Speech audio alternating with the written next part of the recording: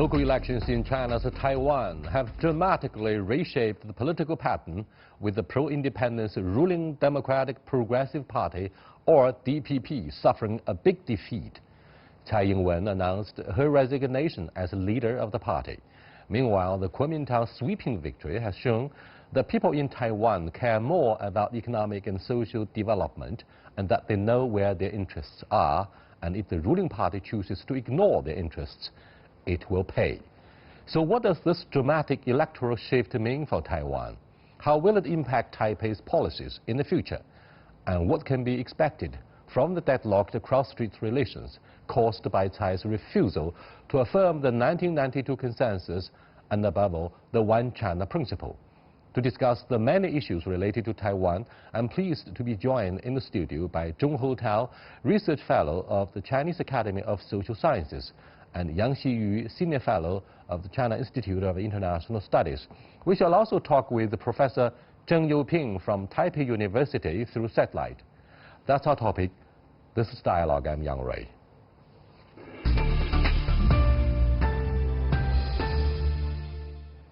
Welcome to our discussion here, gentlemen. What does the seismic change in the political roadmap of Taiwan mean for the future of the island? Well, the latest result of the election really redirect the political trend in Taiwan, both for the ruling party and the Kuomintang as an opposition party. For the ruling party, they have to draw a big lesson. So fundamental lesson from the election is any ignorance of the economic and social development and any ignorance of the cross-Strait relationship will damage the people's interests and then backfire to the ruling party. So I think after the election, the ruling party on one hand has to reshape the policy, especially policy towards the mainland, and meanwhile pay more attention to the social and economic issues facing Taiwan today. But I'm afraid it will be a big mistake to say that Tsai Ing-wen has seriously ignored the basic issue of a bread and butter for the power base of the electorate, particularly those poor guys in southern Taiwan. So what went wrong with her economic policy? Just as Professor Yang said, I think after taking her office, the Tsai Ing-wen just take the political issue as her priority on her agenda. In her idea, if she could successfully kill the KMT, then the DPP will continue to be the ruling party for at least 10 or even 20 years. So the political issue is the top priority for her. But those Taiwan people, especially common people, just wish or ask Tsai Ing-wen to focus on the economic and social development. Here I just want to give you a statistic. In this year, I mean in 2018, the GDP growth in Taiwan is only about 2.6, but the average GDP growth in global GDP growth is about 3%. So the Taiwan's GDP growth is much lower than the global GDP growth. So those people, the Taiwan people, are dissatisfied with Tsai Ing-wen's economic performance. About 70% are showing their dissatisfaction for her. That's indeed a lethal blow for the leader of Taiwan, the outgoing leader perhaps of Taiwan. Let me cross over to Professor Zheng Youping. Hello. From day one of her office, I'm afraid some reform measures must be rolled out by the DPP. But I was told that Madam Tsai Ing-wen, leader of Taiwan, has made some serious mistakes, seriously undermining the interests of her electorate. Can you elaborate a little bit what went wrong with the economic policy options on the table, and why did up to 70% of the electorate show their strong dissatisfaction with her?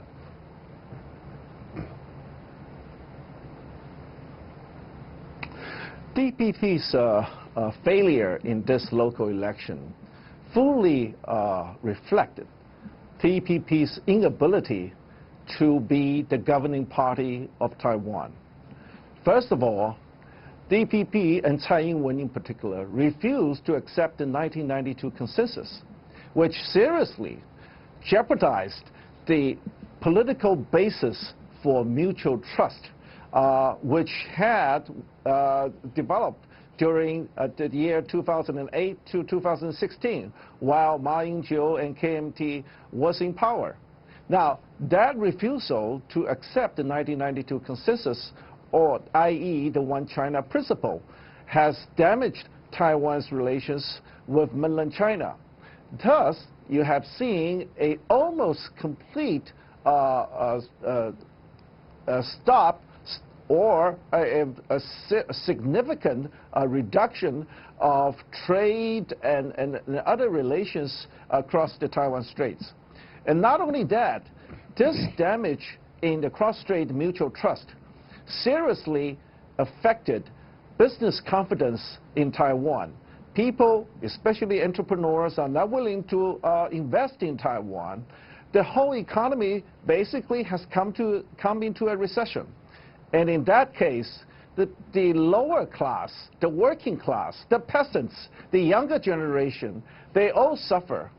For these general population, people care about salary, pension, people care about their welfare, people care about their job opportunities, and all these indicators suffer as a result of Tsai Ing-wen's inability to manage cross-strait relations on a peaceful and a cooperative basis.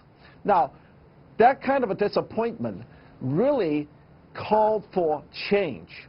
And that's why people usually would say that the reason that people would vote for the other parties instead of DPP in this election is because people want change. People want something to be changed. People want improvement. And I guess, as the other two professors had just mentioned, that economic well-being and social development is the primary reason for people to vote other than DPP.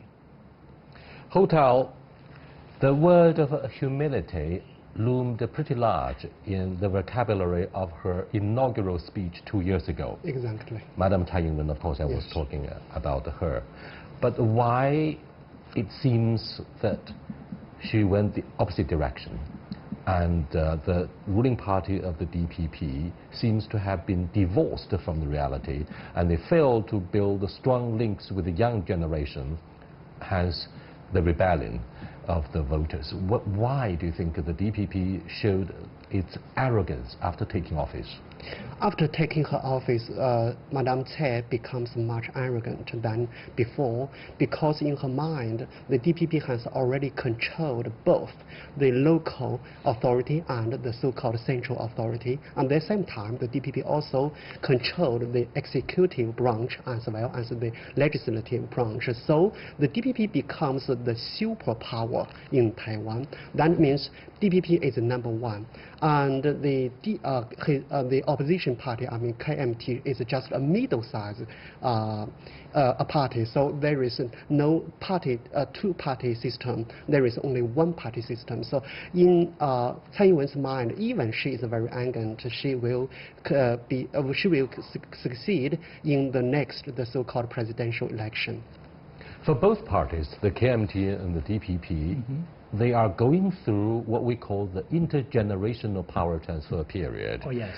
It seems the KMT did a good job, while the DPP, with the issue of arrogance on the front page, they trail behind the KMT. Is that true? Well, let me put it by this way. Some Taiwanese friend told me to summarize the differences between the two parties. They say KMT is good at cooperative relations among elites when they are facing difficult period, while elite in DPP good at the corporate relation. I'm sorry, to opposite. The KMT is good at the winning a very great period when they win, when they are ruling period, and but the Democratic Progressive Party is good at the time enjoying difficult time. When they go into the good time, like they become the ruling party, then the internal struggles will erupted. So whenever they are in difficult time, they can unite together. Whenever they got a victory and got a big fruits, and then they'll fight against each other for the division of the fruits. So that is one of the reasons in DPP for this failure. But fundamentally, the basic reason for the failure of this election is they shaped. You mean the DPP? DPP, yeah. The ruling party of DPP shaped the base for the cross-Strait relationship. That is the partial base for their stable, sustainable economic development. Every people talk about economic suffers for grassroots, but the reason is very simple. Say, Taiwan people had enjoyed 80-year good period during Manchu ruling, and then suffer during the past 2 years, suffer a lot, stemming from the deterioration of a cross-Strait relationship with mainland. So basically, the wrong dealing with relation with mainland made a big mistake for the ruling party. Let me cross over back to Professor Zheng Youping for his comments on the inter-party politics of the KMT, the so-called 百年老党, a century-old ruling party, or the political force, a formidable one in Taiwan and before 1949 in the mainland. Now, this party is called 大佬政治, politics of big shots, and therefore I'm a little bit surprised that they were able to send young faces into office and successfully run a very good campaign. DPP suffered such a devastating defeat. What can you tell us about the good experiences that, in our review, we can come up with?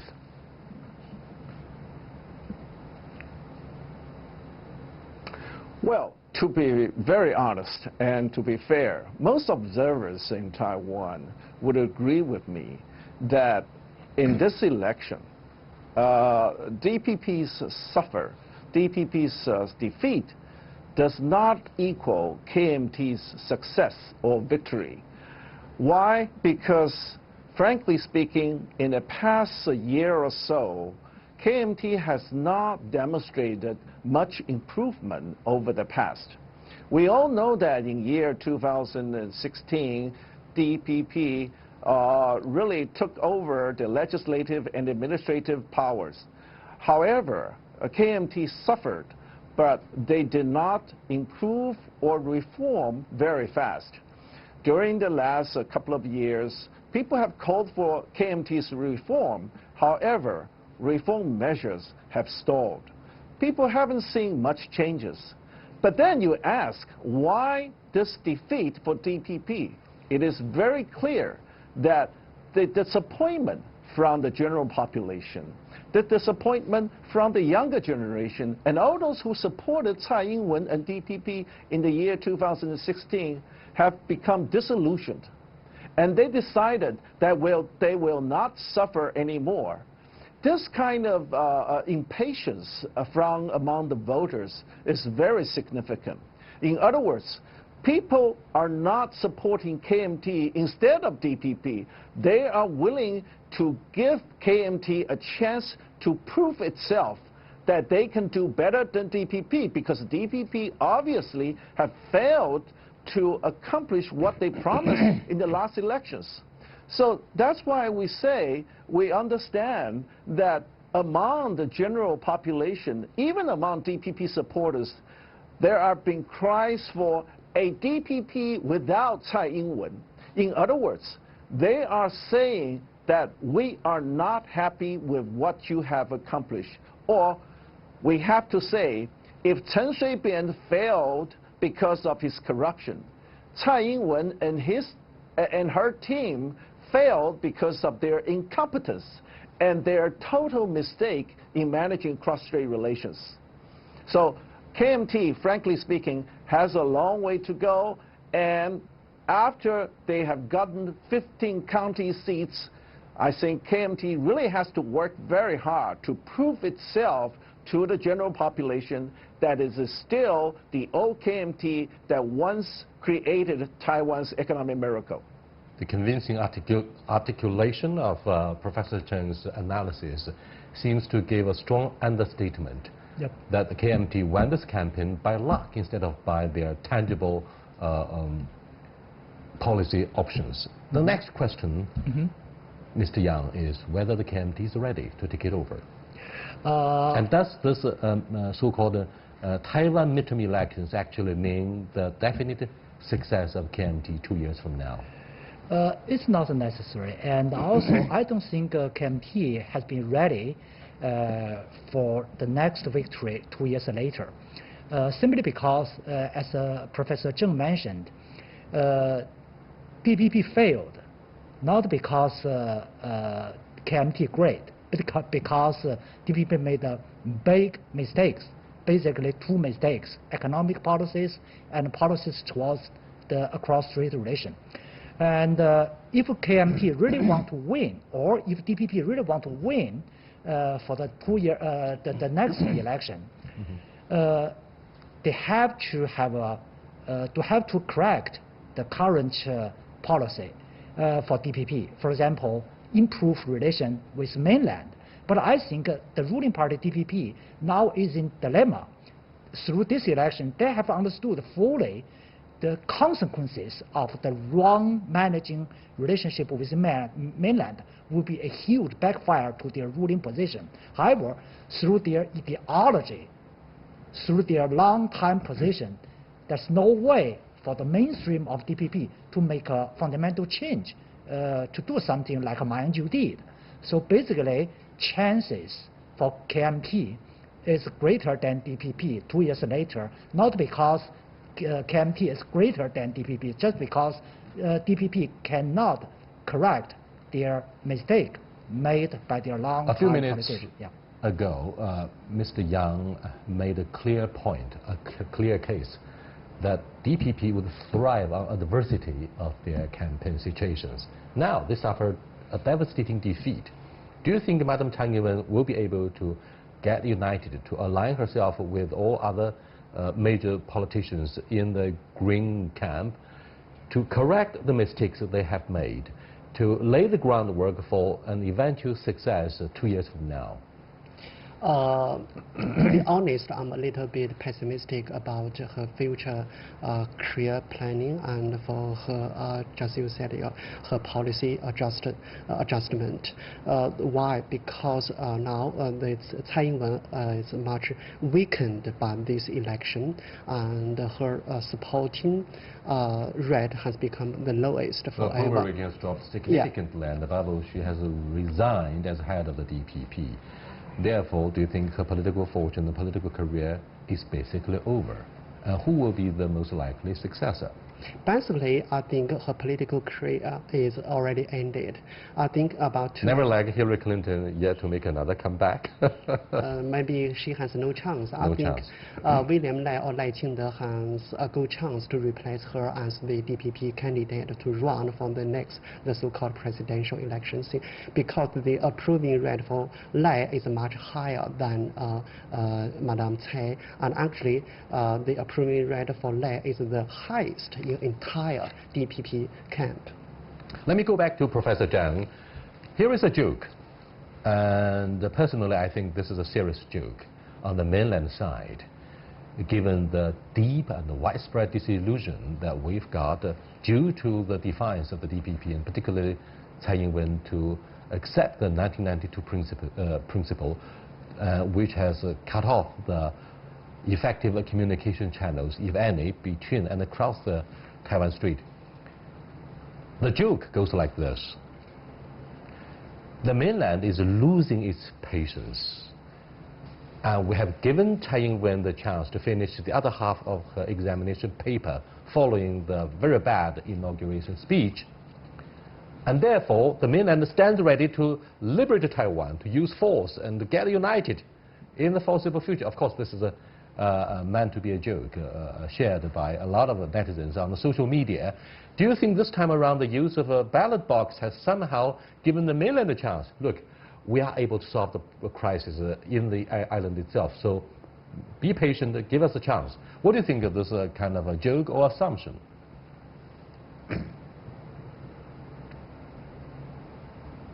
Well, I would agree with this line of logic. It's very clear. Yes, indeed, Tsai Ing-wen was pushing for a gradual approach toward Taiwan independence. She's a separatist in essence, but on the outside, she tries to give the impression that she's trying to maintain the status quo, whereas she's actually pushing or inching forward to Taiwan independence, at least in the de facto sense. However, this local election, this defeat for DPP or this victory for KMT has sent a very clear message to Beijing and to the whole world that Taiwanese people, at least we would say 50%, 60%, or even 70% of the people have a very strong way of telling Tsai Ing-wen and DPP, no, we do not want Taiwan independence. Yes, we would like to have a peaceful cross-Strait relationship based on 1992 consensus. One very clear example is Han Kuo-yu in Kaohsiung Mayor City. Han Kuo-yu, during his last open speech, in his debate with Chen Qimai, the DPP candidate, he said openly, I support the 1992 consensus. Now, this is rare among KMT candidates nowadays. He said that, and he still got an overwhelming majority of votes. What does that mean? In a stronghold, a traditional stronghold for DPP, these voters chose a guy who supports 1992 consensus. Doesn't that tell us very clear that Taiwanese people are willing to go for a peaceful relationship across the Taiwan Strait? And people want that because they have witnessed, they have lived through a period of peace bonus during the year 2008 to 2016. Therefore, I would say that with these voters' votes cast to oust DPP in many cities, we would have to say that there is still very much hope for a peaceful relationship across the Taiwan Strait. So any measures with military force or any sorts of that nature is obviously not necessary in the foreseeable future. Probably what has happened in Taiwan could be compared to a civil strife. Excuse me, Professor Zheng, what has happened in Taiwan might be compared to a civil strife. The civil strife broke out in southern Taiwan, which has been the traditional power base for the DPP. Now let's look at the iconic image of the news figure, if any, Han Kuo-yu. He made no secret about the principle for one China. And yet, overwhelmingly, as Professor Zheng said, traditional supporters of DPP cast their votes in support of this guy, a guy that represents the KMT. And this guy, ironically, suffered a defeat, a major one, in the race for the leadership in KMT. So let's look at his story. Why this very impressive success story of an ordinary guy who is said to be not, he doesn't have the glow of all the business, the family backgrounds, the political dynasty of the family politics. He's a humble. He comes from a humble family background, and yet he made history. He made a big difference to the future of KMT. Yeah, I think, Professor Sheng mentioned Mr. Han, the Mayor Han, got overwhelming votes, I believe, among voters, lot of supporters for DPP. But they vote for Mr. Han, who support the One China principle, support 92 consensus. That reflects voters pay special attention to a peaceful relationship with the mainland. They hate the ideological doctrine that trigger turbulences and confronting situation between the two sides. So the voters in Kaohsiung area really reflect the majority's willingness, say, peaceful development, peaceful relations with mainland is at the top priority in their consideration. So I think that is the base for the victory of Mr. Han. Now let's look at the swing votes, if not silent majority. I wouldn't call them the silent majority. With regard particularly to what has happened between Ko Wen-je and Ding Shozhong in their competition for the mayor position of Taipei, capital city of Taiwan. Now, it seems the underdog in the race at this moment is entitled to the right of recounting the votes. Now, is it likely that the DPP will make a political comeback? And what do you make of the strength and influence of the swing votes? Do you think it is the votes of the swing voters that have made the big change and big difference? I don't think that will make a big difference because Ko Wen-je take a very successful campaigning strategy, that is internet campaigning.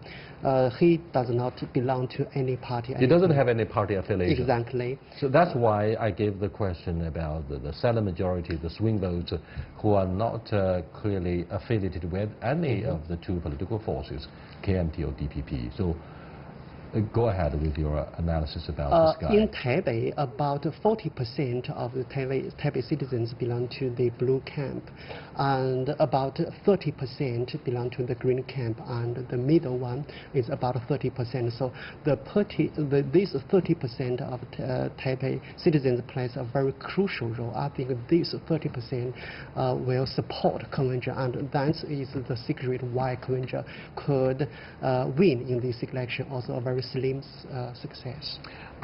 I'm aware of the immediate response from a spokesperson of the State Council Taiwan Affairs Office, which said, we encourage people across the Taiwan Strait to share the dividends of peace. Now, peace actually implies a lot of messages. For example, peaceful reunification, maintaining status quo, so on and so forth. Now, what do you think of say, the future of the cross-strait relations in terms of the response from Beijing? Well, I think as I mentioned earlier, after this local election, the ruling party DPP has to readjust their policies towards mainland. That will mean they go back to the 3-no policy, no independence, no use of force. As I mentioned, they are in dilemma. They have understood fully one of the reasons for the failure lies in their opposition against 92 consensus. But on the other hand, they cannot go to the right position. So they have to choose something between not fundamental opposition 92 consensus, but not back to the consensus either. So they have to moderate their pro-independence policy. That's what they can do, quite limited. But for the next election, I believe the issue of mainland policy towards mainland will be a big topic among candidates. That really from now affect the policies and the politicians' propagandas and so on. That really input new momentum in Taiwan politics. Thank you so much. What makes people wonder aloud is why the mainland chose deliberately to remain quiet and silent regarding the elections, local elections in Taiwan. That reminds me of what happened back in 1996 when the mainland conducted the missile test. I'll see you next time. Goodbye.